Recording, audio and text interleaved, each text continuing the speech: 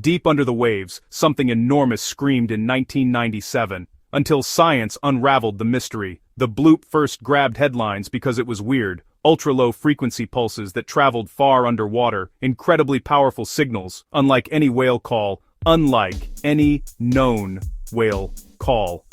Naturally, sensational ideas followed, like wild monster hypotheses, giant unknown sea monsters prowling the deep, prehistoric beasts rising from the deep, but scientists do not stop at spooky guesses.